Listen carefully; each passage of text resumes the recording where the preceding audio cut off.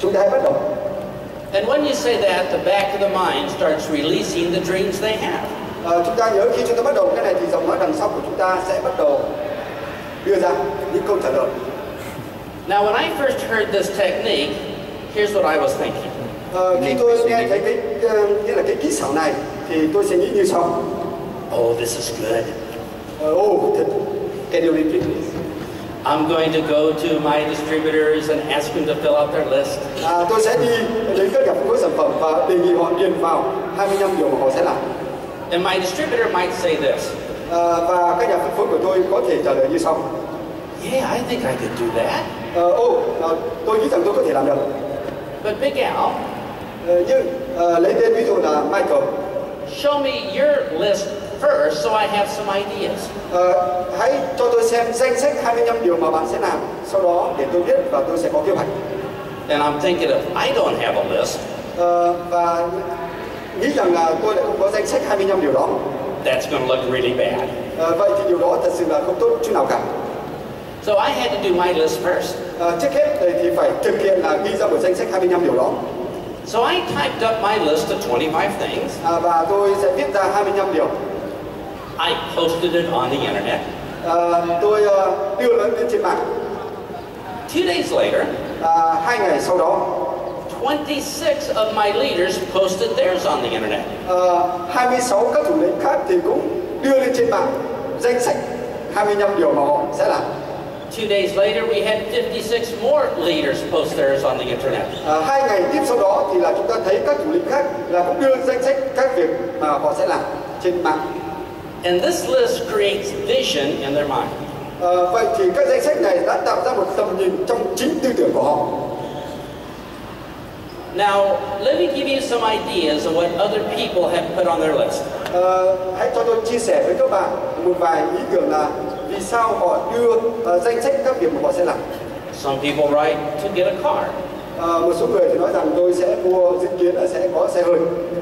Or to have my wife or husband quit their job. Người khác thì yêu cầu vợ hoặc chồng tôi là bỏ việc làm của họ. Or to buy a small home somewhere. Và có thể là mua một ngôi nhà ở nơi nào đó. Or to travel to France. Hoặc là du lịch ở bên Pháp. One man wrote this down. Có một nhà phân phối viết cái điều này ra như sau. He says, I want to buy an apartment for my mother-in-law. Tôi muốn mua một căn hộ cho mẹ vợ của tôi. Far, far away. Rất là xa. Some people say, just so I can go shopping with my friends all weekend. Một số người khác thì tôi rất muốn là dành thời gian mua sắm vào cuối tuần với những người bạn của tôi. Or to hire somebody to do the cooking and somebody to do the cleaning. Một người khác thì ghi danh sách là tôi thuê tất cả những người giúp việc đến lau dọn nhà cửa và nấu ăn cho tôi toàn bộ. One man wrote, I want to go to every football match my country is involved with. Có một người thì nghĩ rằng tôi sẽ tham dự tất cả các trận đấu bóng đá mà đội tuyển quốc gia của tôi tham dự đấu. So these are just some of the things people write down. Đây chính là một số các cái danh mục họ sẽ làm mà họ đã viết ra. So I'm going to give you a quick taste of what it feels like. Và tôi sẽ giao cho các bạn những cái nhiệm vụ nhỏ để chúng ta chỉ ghi ra xem là các bạn sẽ cảm thấy như thế nào. In the next 2 minutes or 3 minutes, cho thời gian là 2 hoặc 3 phút thôi nhé. If you can't write down 10 things that you are going to do after you start earning 20 million on the month. Chúng ta có thể ghi là sau khi kiếm được 20 triệu đồng thì tôi sẽ làm gì, viết ra 10 điều. We'll just do 10 for this exercise to see how it works. Vậy thì trong vòng 2-3 phút thì chúng ta ghi ra 10 điều nhé, rồi chúng ta sẽ làm việc với nhau. Are you all ready? Các bạn đã sẵn sàng chưa? Write down your 10 quickly. Vâng, hãy viết ra 10 điều thật nhanh. Tôi tính đồng hồ nhé.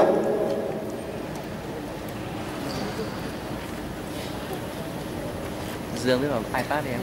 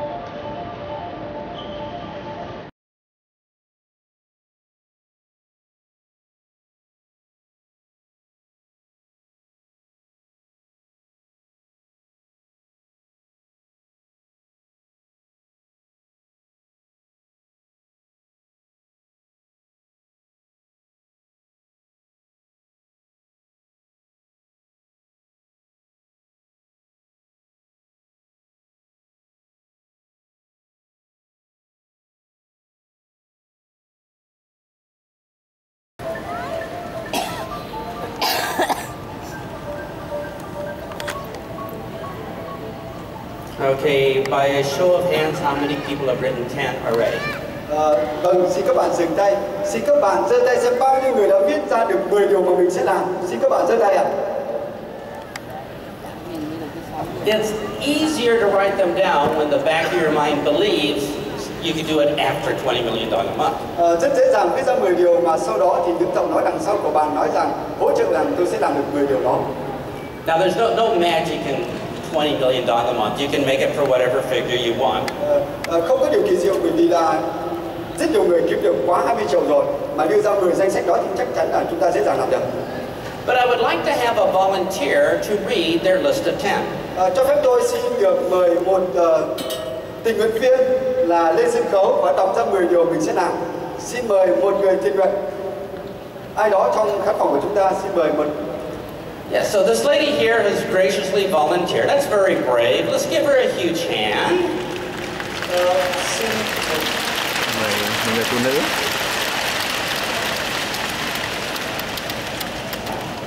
We just need one. We'll do two. Okay. First of all. Chị Mỹ này.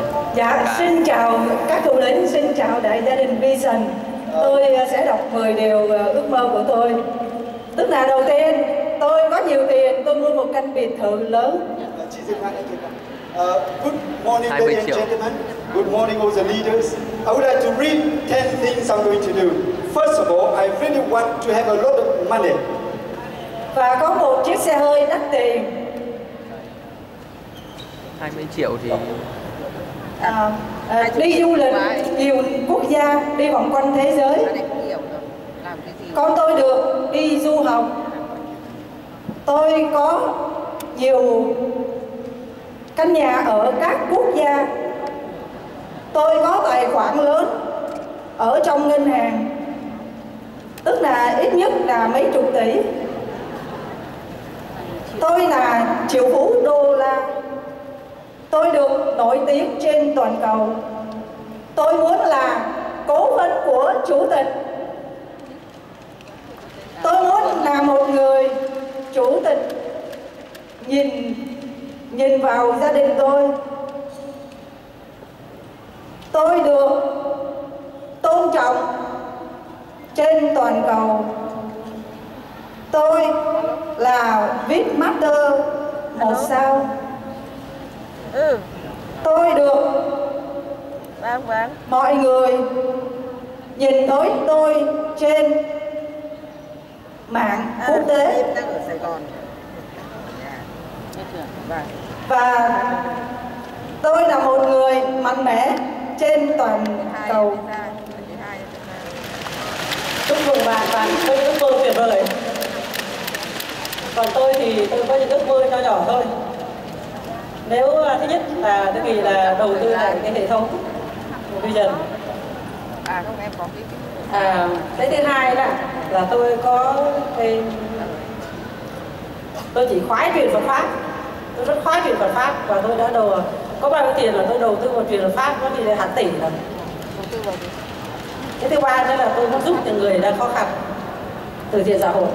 Và cái lĩnh vực này thì tôi đầu tư cũng khoảng chắc từ bé giờ cũng hàng tỷ.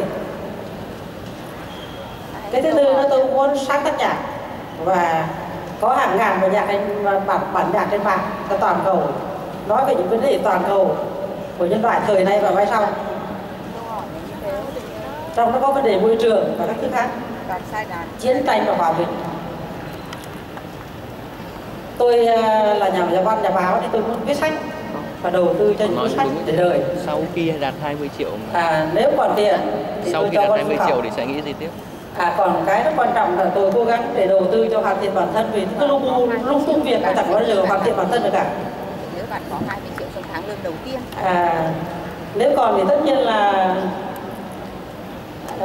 mua nhà đất chẳng hạn, rồi mua đồ vàng cất phòng chiến tranh bỏ chạy, có cái mà phòng thân.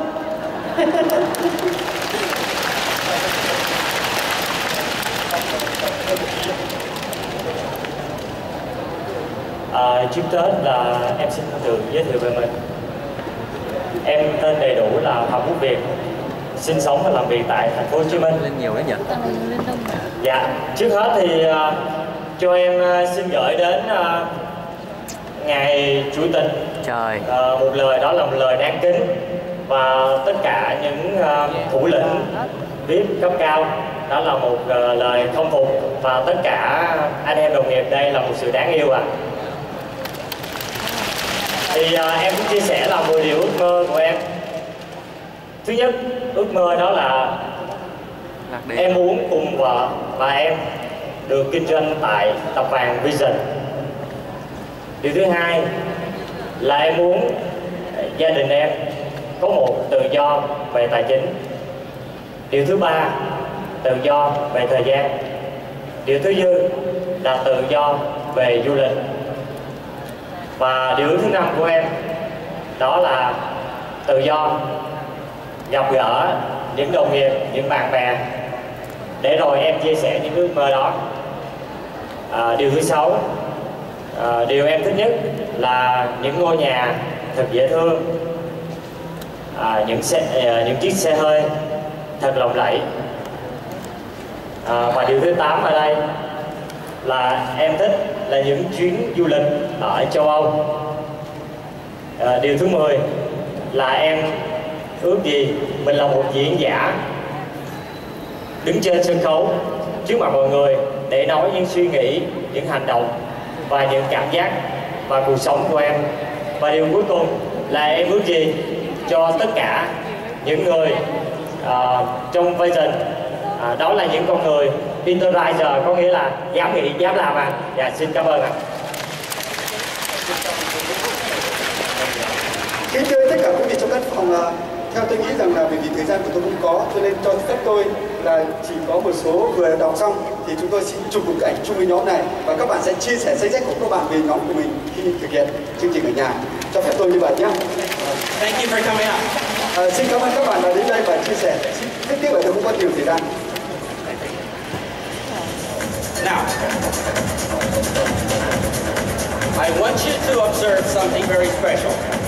Tôi xin các bạn là hãy quan sát một điều đặc biệt như sau khi người ta đọc 10 danh sách hoặc là 10 điều hoặc 20 điều mà họ ghi ra.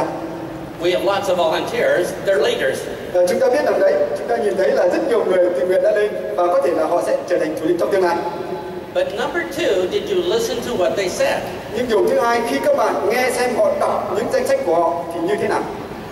As a leader, you want to know what's inside their head. Là một nhà thủ lĩnh thì các bạn muốn biết rằng trong đầu họ nghĩ và sẽ thực hiện như thế nào. So let's say that one of the people said this. Chúng ta hãy xem một trong những người đó nói như sau.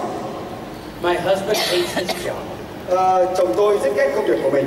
He's always working. He's never home with the children. Luôn luôn dành thời gian làm việc và rất ít thời gian dành cho gia đình với vợ và các con. And you know that is that person's dream. Vậy thì chúng ta biết rằng là giấc mơ của cái người đó là gì?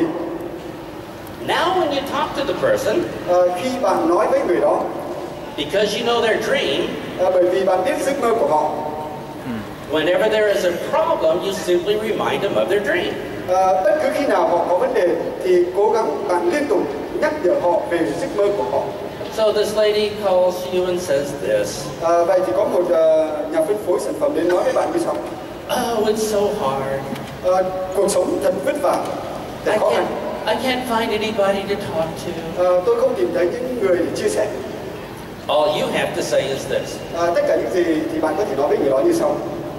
But you do want your husband to come home, don't you? Bạn làm những gì mà khi chồng của bạn đi làm về phải không? Finding people to talk to, of course, is a problem. Tìm thấy những người khác để chia sẻ thì đúng là một vấn đề. But is that problem bigger than your dream? Nhưng vấn đề đó to hơn giấc mơ của bạn phải không? So what we have to do is have them fill out this list. Vậy thì cái thứ nhất là chúng ta giúp họ đó là điền vào cái danh sách các công việc mà họ muốn làm để thay đổi. But they're not going to do it unless they see your list first. Nhưng chúng ta nhớ rằng không được làm thay họ và để họ làm và bảo họ cho tôi xem danh sách của bạn. So when you go home, finish your list at 25. Vậy khi về nhà và bạn đọc và xem 20 danh mục mà họ sẽ làm. Make some copies. Có thể là copy những cái bản đó ra. Carry them with you in your pocket. Và mang đi với mình. Put one on the mirror in the toilet. Có thể là treo nó trên tấm gương hoặc là có thể ở trong nhà vệ sinh treo nó lên cũng được. Or maybe put a list where you do your cooking. Thậm chí là treo cái danh mục đó khi bạn nấu ăn trong nhà bếp. And now it gets to be more fun. Nhưng điều này chắc chắn là sẽ thú vị lắm. Your neighbor comes over to visit you one day. Một hôm nào đó thì có người hàng xóm đến thăm bạn. They're looking around your house. Họ nhìn quanh ngôi nhà của bạn. They see your list where you do your cooking. Họ vào trong bếp thì nhìn thấy danh sách mà 10 hoặc 25 điều mà bạn sẽ làm. Up to 25 things you're going to do. 25 điều đó họ thấy mà bạn sẽ sắp làm. And they say, wow, that's nice. Họ nói, ô thật tuyệt vời khi xem thấy 25 điều mà bạn muốn làm. Now I understand why you are doing the business. Vậy thì tôi hiểu rằng là bạn cam kết để thực hiện cái kinh doanh như thế nào. And it makes it even easier to sponsor people. Vậy thì điều đó thậm chí còn tốt hơn là khi chúng ta là thủ lĩnh hoặc là bảo trợ cho người khác. So our job as leaders, công việc của một người thủ lĩnh đó là number one is to give people a vision. Thứ nhất là phải trao cho hoặc là tặng cho có một tầm nhìn. We can do it with this simple list. Chúng ta hãy thực hiện cùng họ bằng một danh sách các việc làm họ sẽ làm. And that helps us know how to motivate them. Vậy thì điều đó chính là tạo cho có một tầm nhìn và mục đích để thực hiện. Now we're going to do a little exercise. Chúng ta hãy bây giờ làm một bài thực hành nhỏ nữa. I'm going to ask you to pick a partner. Hãy quay sang một người bạn của mình ngồi bên cạnh. You're going to read your list of 10 or 25 things to your partner. Vậy thì bạn hãy viết 10 đến 25 điều mà bạn sẽ làm đưa cho người bạn bên cạnh của mình. And your partner will be thinking this. Và người bạn của mình sẽ nghĩ như sau. Wow, I never knew that about you. Tôi chưa bao giờ biết được bạn và biết về những thứ mà bạn sẽ muốn làm. I never knew you had these dreams. Tôi chưa bao giờ biết rằng bạn có những giấc mơ như thế này. So we can practice listening as a leader. Chúng ta hãy thực hành với nhau như là những thủ lĩnh trong tương lai. And then when you're through, khi mà bạn viết ra, your partner will listen to you read your list to them. Và người bạn của bạn xem là danh sách các điều mà bạn sẽ làm. And you'll both know a lot more about each other. Vậy thì chắc chắn là điều đó sẽ kể nhiều hơn những gì mà bạn biết về người đó, sẽ nghĩ hoặc là hiểu gì về bạn. Now you've all been sitting for a long time this morning. Bởi vì từ sáng đến giờ các bạn đã tham gia rất nhiều các hoạt động trong chương trình rồi. So we can do this exercise standing up. Vậy thì chúng ta hãy thực hiện bài tập này bằng cách đứng lên nhé. So let's all stand up. Mời tất cả các bạn đứng lên. Pick a partner to read your list to. Hãy quay sang một người bạn của mình. And let's begin. Và chúng ta hãy bắt đầu nhé.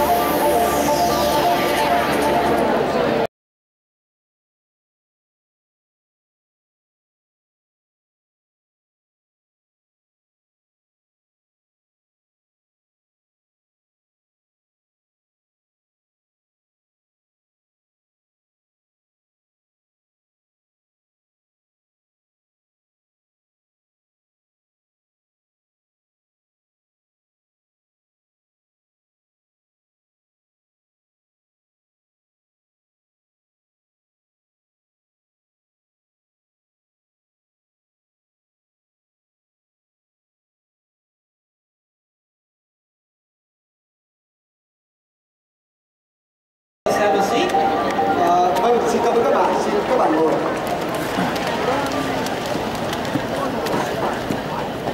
Now I hope you listen closely to your partner's dreams and vision. Tôi chắc chắn rằng các bạn đã nghe cẩn thận tầm nhìn của các bạn và giấc mơ của các bạn. Because when problems happen, khi mà vấn đề xảy ra, and problems will happen, và vấn đề sẽ xảy ra, you have to remind them of their vision so they will continue. Và nhiệm vụ của chúng ta là hãy nhắc nhở họ về các giấc mơ và tầm nhìn của họ để giúp họ vượt qua các vấn đề mà họ sẽ hoặc là đã gặp phải. Now, here in Vietnam, your company has set a great record, a great example for business. Như chúng ta biết rằng công ty Vision của các bạn ở Việt Nam trong thời gian qua đã thực hiện thành công và cực kỳ thành công và có kết quả mà các bạn đã biết. And you should congratulate yourself on the job you've done here on your anniversary. Vậy thì tôi xin các bạn là các bạn hãy chúc mừng nhau kỷ niệm 10 năm của Vision các bạn và thành công các bạn đã và đang làm.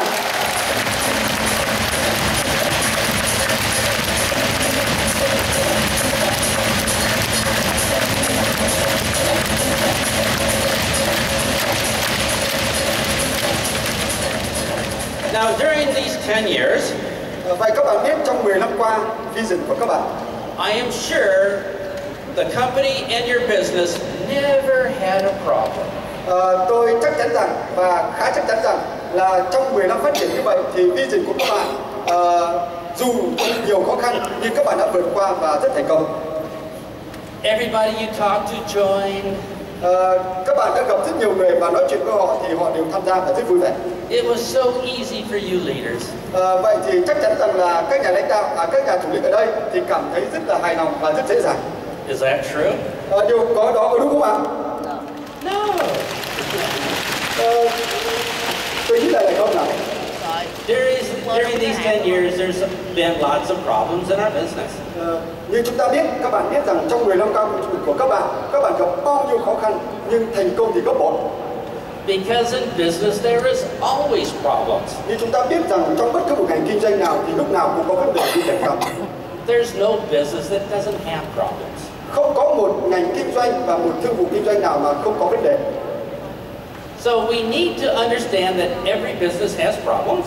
Chúng ta phải đảm bảo và hiểu với nhau rằng bất cứ một ngành kinh doanh nào, một thương vụ kinh doanh nào đều có vấn đề cả. And if you quit because there is a problem, và nếu các bạn mà bỏ cái công việc ở đây mà các bạn nghĩ rằng vấn đề đó các bạn không vượt qua thì nghĩ lại đi. And look for a new business.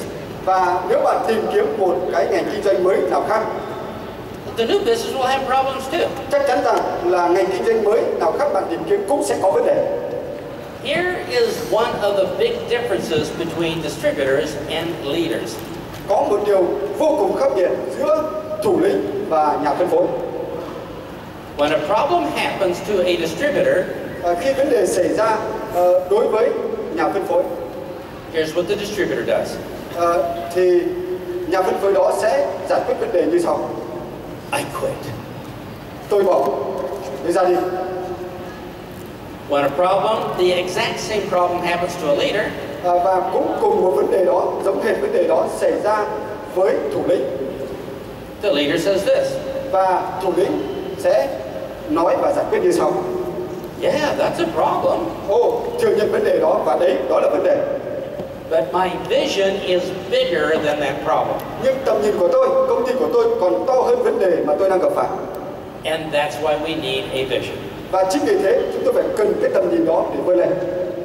Now in the last 10 years, trong vòng 10 năm qua, the distributors who quit, rất nhiều các nhà phân phối vào và ra đi. And the leaders that are here today, và các thủ lĩnh của chúng ta ngày hôm nay có mặt ở đây, both have the same problems.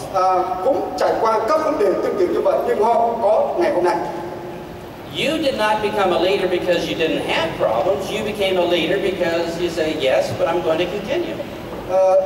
Họ trở thành những thủ lĩnh không phải là họ không gặp phải các vấn đề đó mà họ không giải quyết được, mà họ trở thành thủ lĩnh bởi vì họ nhìn nhận vấn đề đó, giải quyết vấn đề đó, và mỗi khi vấn đề xảy ra thì họ luôn luôn nhắc nhở mình rằng tầm nhìn của tôi, của công ty còn cao hơn vấn đề mà tôi đã gặp phải. Vì thế họ trở thành thủ lĩnh hôm nay.